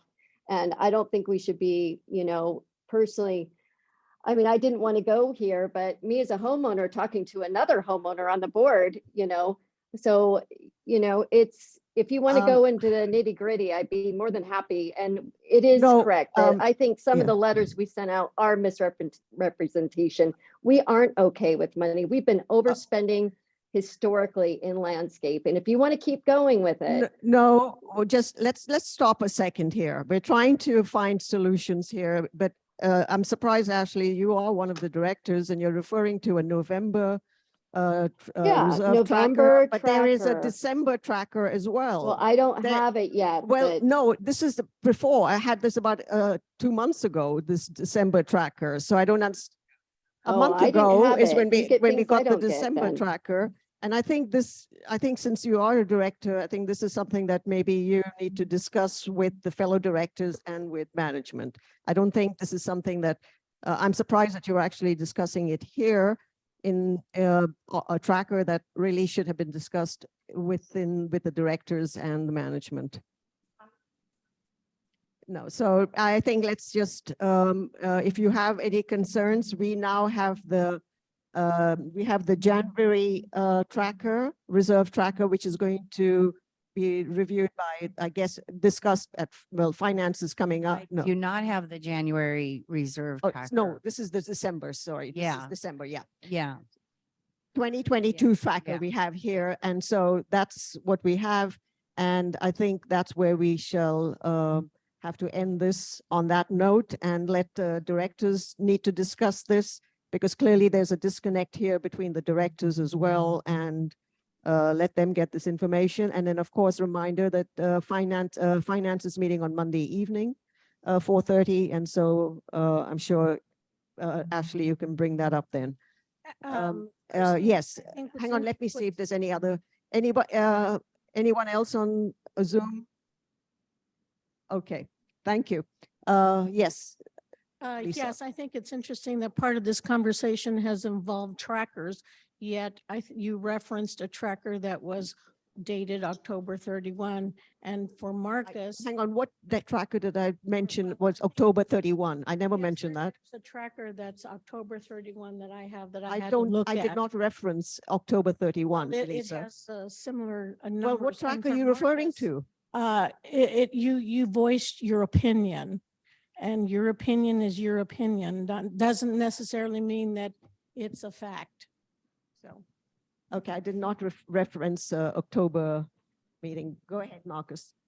Well, that's actually a statement, Lisa. I'm very well aware. I mean, again, first I was talking as a homeowner, just like everybody else, with the false information that was distributed to certain homeowners, not to every homeowner, first of all.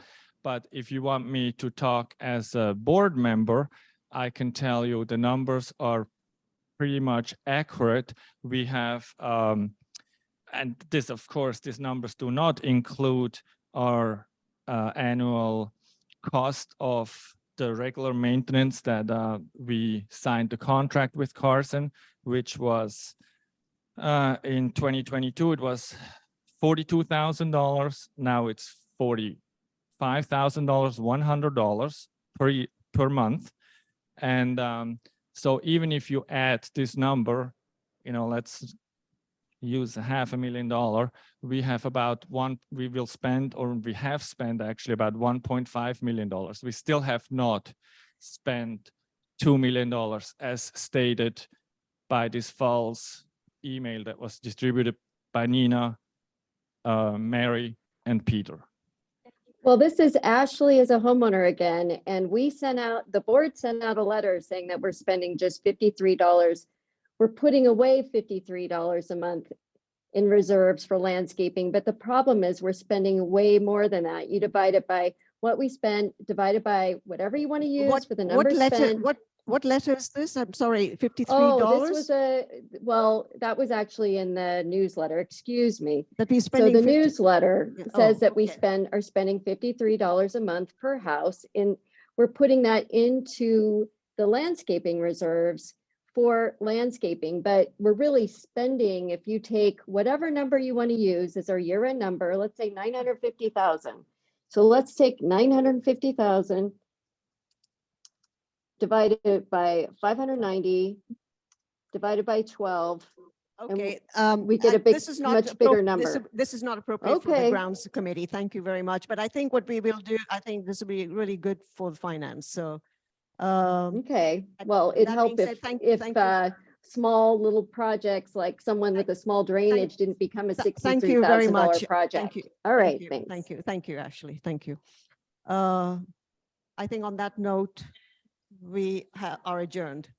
Thank you very much.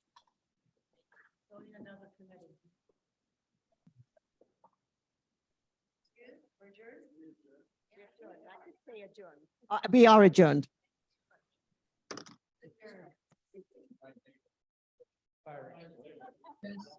Terrible.